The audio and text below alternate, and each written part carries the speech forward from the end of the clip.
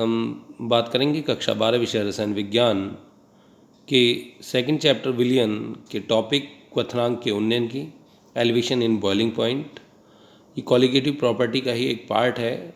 इससे पहले वीडियो में हमने एक्सप्लेन किया था कि कॉलिगेटिव प्रॉपर्टी किसे कहते हैं। तो क्वथनांक का उन्नयन भी एक कॉलिगेटिव प्रॉपर्टी है।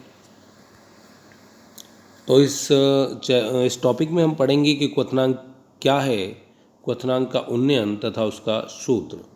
तो सबसे पहले क्वथनांक के उन्नयन को पढ़ने से पहले हम बात करते हैं क्वथनांक की कि क्वथनांक क्या है। देखिए, क्वथनांक को समझने के लिए हमें समझना पड़ेगा कि एक्चुअली इसका प्रोसेस क्या है। यदि आपके पास कोई ये पात्र है और उसमें ये लिक्विड है, यदि आप इसके क्वथनांक की बात करें तो ये जो लिक्विड हैं ये धीरे धीरे जब इनको यहाँ से हम एनर्जी मिलेगी तो ये यहाँ फोर्स डालेंगे। जब ये फोर्स डालेंगे और भार यहाँ से क्या डल रहा है, ये वायुमंडलीय दाब है। वायुमंडलीय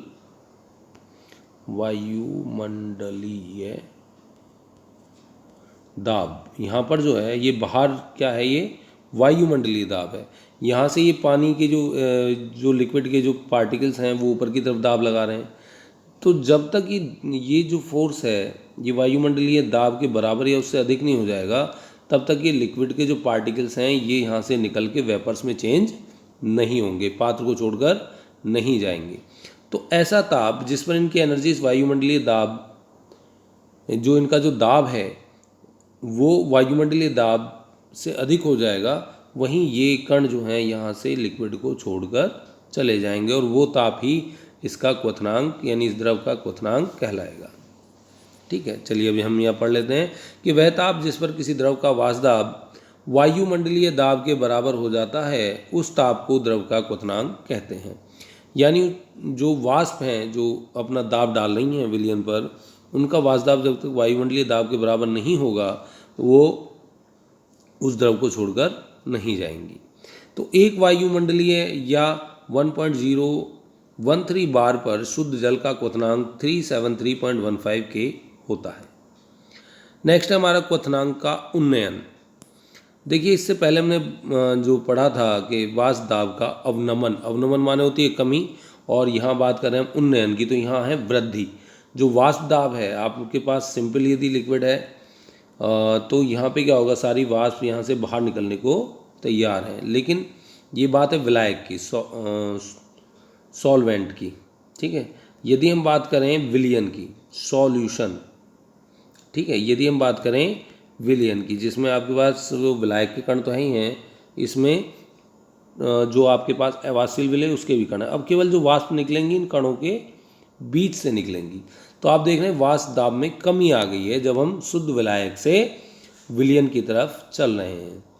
तो जब हम शुद्ध विलायक से विलयन की तरफ चल रहे हैं तो वाष्प दाब में क्या आ रही है, कमी आ रही है। तो यहाँ ये हम देख रहे हैं कि जब वाष्प दाब है वो क्वथनांक के बिल्कुल जस्ट अपोजिट होता है, यानी वाष्प दाब कम होगा तो क्वथनांक अधिक हो जाएगा। ठीक है, तो अब हम पढ़ लेते हैं कि जब किसी शुद्ध विलायक में अवाष्पशील विलय घोला जाता है तो उस वाष्पदाब, उसका जो वाष्पदाब है वो कम हो जाता है, जैसा भी हमने पढ़ा है। अर्थात विलयन का वाष्पदाब शुद्ध विलायक से कम होता है। विलयन के वाष्पदाब के वायुमंडलीय दाब के बराबर रखने के लिए विलयन को और अधिक गर्म करना पड़ता है। यानी क्वथनांक कैसा हो गया, वाष्पदाब कम हो गया तो हमें विलयन को उबालने के लिए क्या करना पड़ेगा, ताप बढ़ाना पड़ेगा, यानी क्वथनांक में वृद्धि हो जाएगी। यानी कब वृद्धि हो जाएगी, जब हम शुद्ध विलायक से विलयन की तरफ चलेंगे। तो हमेशा ध्यान रखिएगा जो विलयन का क्वथनांक है वो हमेशा शुद्ध विलायक के क्वथनांक से अधिक होगा, जिसे हम क्वथनांक का उन्नयन कहते हैं। यानी शुद्ध किसी विलयन का क्वथनांक शुद्ध विलायक से सदैव अधिक होता है। हेडिंग से ही हमें पता लग जाता है इस चीज़ का कि यहाँ क्या हेडिंग है। अब यहाँ एक उदाहरण लिया गया है, जैसे कोई भी शुद्ध जल 100 डिग्री सेल्सियस पर ही उबलता है, अर्थात शुद्ध जल का क्वथनांक 100 डिग्री सेल्सियस होता है। अर्थात इस ताप पर शुद्ध जल का वाष्पदाब का मान वायुमंडलीय दाब के बराबर होता है। देखिए, जैसा कि हमको पता है कि जल का जो क्वथनांक है वो 100 डिग्री सेल्सियस है। इसका मतलब है कि इस ताप पर 100 डिग्री सेल्सियस पर जल का जो क्वथनांक है, जल का जो दाब है वो एक वायुमंडलीय दाब के बराबर होता है। अब यदि इसमें कुछ ग्लूकोज मिला दिया जाए तो अब क्या होगा, ग्लूकोज क्या है, अवाष्पशील विलय है, यानी वाष्प में नहीं बदलता है। तो इसका वाष्प दाब कम हो जाएगा। अब जैसे ही हम ग्लूकोज को मिलाएंगे तो वाष्प दाब कम और क्वथनांक अधिक, यानी पहले शुद्ध विलायक था, जल जो था वो विलायक था, अब इसमें हमने क्या ऐड कर दिया है, ग्लूकोज ऐड कर दिया है। जब हमने यहाँ ग्लूकोज ऐड कर दिया है तो ये क्या बन गया है, विलयन बन गया है।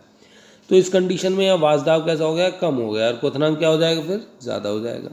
अर्थात 100 डिग्री पर वाष्प दाब का मान 1.013, यानी इस 1.013 को 1 बार कह सकते हैं हम।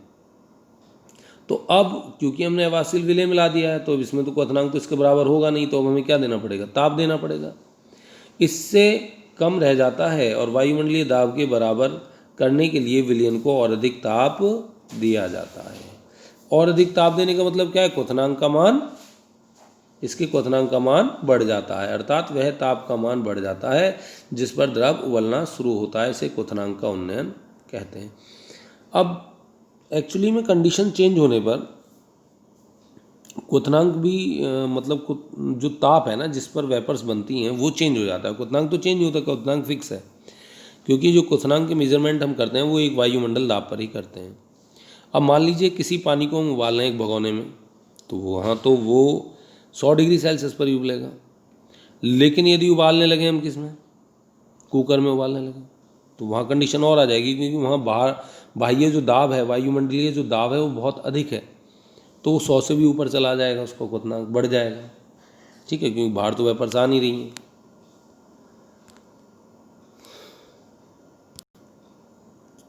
अब हम यहाँ एक ग्राफ देख रहे हैं, देखिए यहाँ पे बॉइलिंग पॉइंट का हमारे पास एक ग्राफ है। यहाँ इसका टेम्परेचर दिया हुआ है और इस साइड में इसका वेपर प्रेशर है। यहाँ पर क्वथनांक में वृद्धि होती है। यहाँ ये पहला जो आप कंडीशन देख रहे हैं, पहला ये जो हमारा ग्राफ है ये किसका है, सॉल्वेंट का है। पहला हमारा जो ग्राफ है ये हमारे सॉल्वेंट का है। यहाँ देखेंगे तो ये सॉल्वेंट है, यहाँ पर यहाँ से चले और आप यहाँ आके मिल गए, तो ये तो 0.1 बार का है। जब तक किसी भी वाष्प का जो दाब है, किसी विलयन के वाष्प का दाब एक वायुमंडल के बराबर नहीं, क्वथनांक नहीं होगा। लेकिन इसमें यदि अवासिल अशुद्धि मिला दी जाए तो यहाँ पर ये जो विलयन है इसका एक वायुमंडल दाब पे पहुँचने में ताप में वृद्धि हो रही है। देख रहे हैं ना आप, ये जो ताप में वृद्धि है, डेल्टा टी जो है ये ही क्वथनांक में वृद्धि है। ये जो डेल्टा टी यहाँ पर आई है ये क्या है, क्वथनांक में वृद्धि है। यहाँ शुद्ध विलायक था और ये विलयन था, तो कितनी वृद्धि आ गई, डेल्टा टी आ गई। तो यहाँ से हम क्वथनांक में जो वृद्धि हो रही है उसको मेजर कर सकते हैं। तो ये जो ग्राफ है इसको मैंने वहीं आपको समझा दिया है कि शुद्ध विलायक कहाँ पे काम कर रहा है। शुद्ध विलायक आपका ये है, इस पर जो आपका ये शुद्ध विलायक वाला ये जो पॉइंट जहाँ जाके टच कर रहा है ये किसका क्वथनांक है, शुद्ध विलायक का। और एक वायुमंडल दाब वाला ये पॉइंट जहाँ विलयन का ये टच कर रहा है वो आपका विलयन का क्वथनांक, और इनमें जो डिफरेंस है वो क्या है, क्वथनांक में वृद्धि है या क्वथनांक का उन्नयन है। तो हम कह सकते हैं कि क्वथनांक का उन्नयन माने होती है वृद्धि। ठीक है, वृद्धि निकालने के लिए पहले हमने ज़्यादा वाला चीज़ लेनी पड़ेगी। ज़्यादा किसका था विलयन का क्वथनांक ज़्यादा है और विलायक का क्वथनांक कैसा है, कम है। तो इस क्वथनांक को यदि हम मेज़र करें तो डेल्टा टी बी बराबर है T B minus T B naught. T B क्या है, विलयन का क्वथनांक है, टी बी नॉट क्या है, शुद्ध विलायक का क्वथनांक। देखिए जहाँ भी नॉट लग जाए वहाँ समझ लेना शुद्ध से मतलब है। जैसे वाष्प दाब में आपने पढ़ा था पी नॉट, तो वो वाष्प दाब किसका है, शुद्ध विलायक का वाष्प दाब है या शुद्ध विलय का वाष्प दाब है। तो क्वथनांक का उन्नयन एक अणु संख्या गुण है। क्वथनांक में उन्नयन विलयन में उपस्थित विलेय पदार्थ की मोल सांद्रता अर्थात मोललता पर निर्भर करता है। क्योंकि ये कौन सा गुण है, ये अणु संख्या गुण है, कॉलिगेटिव प्रॉपर्टी है, अणु की संख्या पर निर्भर करता है, ये मोलल सांद्रता पर निर्भर करता है। तो क्वथनांक में जो उन्नयन है इसे हम मोललता भी कह देते हैं। तो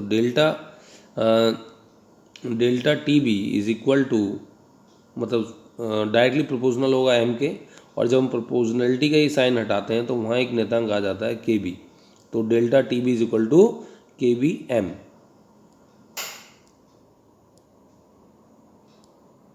देखिए जहाँ एम विलयन की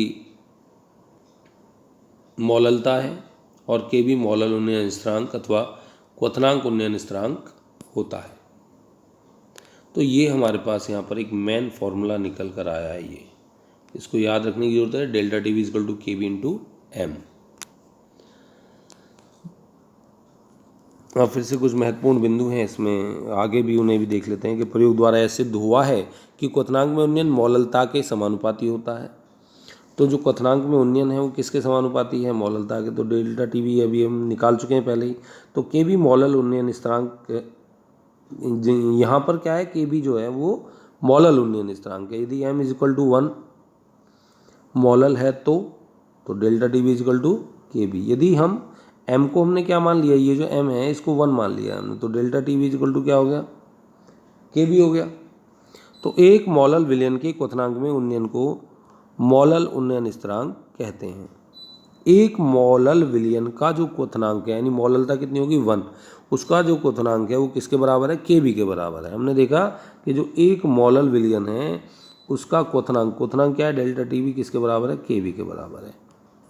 ठीक है, ये तो एक के बी की परिभाषा यहाँ से निकल के आ गई, जिससे आप पेपर में बहुत पूछी जाती है।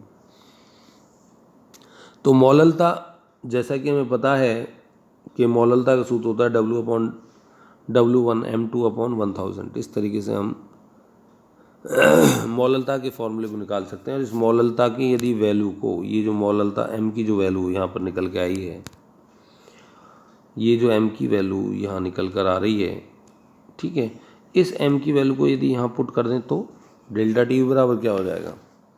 1000 W2 KB W1 M2। ठीक है, यहाँ पर जो 1000 है ये तो वैल्यू यहाँ से आ गई। ठीक है, W2 और KB, ये जो फॉर्मूला है ना ये वाला, ये इस पे से न्यूमेरिकल प्रॉब्लम आती हैं, यहाँ से निकल के आती हैं न्यूमेरिकल प्रॉब्लम। तो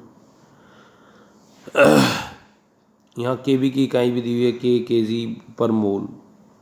ठीक है, तो मौललता को स्टडी करना जो है वो बहुत ज़रूरी है। तो यहाँ पर ये जो फॉर्मूला है मौललता का, मौललता क्या था? विलय के मौलों की संख्या बटे विलायक का भार किलोग्राम में। यदि यहाँ पे विलायक का जो भार है वो किस में ले लें हम? विलायक का भार W1 यदि हम ग्राम में ले लें तो किलोग्राम में बदलने के लिए कितने का डिवाइड करना पड़ेगा?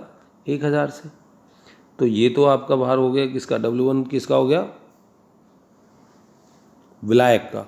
और W2 किसका हो गया? विलेय का। तो यहाँ आप लिख सकते हैं W1 विलायक का भार है। ठीक है, विलायक का भार। और ये जो W2 है यहाँ, ये किसका है? विलेय का भार, विलेय का भार। तो इस तरीके से आप इनकी वैल्यू को यहाँ पुट कर सकते हैं और आपके पास जो फॉर्मूला यहाँ पर निकल कर आएगा वो ये है, delta T V is equal to 1000 W2 KB/W1 M2। यहाँ पर M2 क्या है? विलेय का मॉलर द्रव्यमान है। ठीक है, तो यहाँ से आप क्वथनांक में उन्नयन को निकाल सकते हैं न्यूमेरिकल प्रॉब्लम्स में। ओके,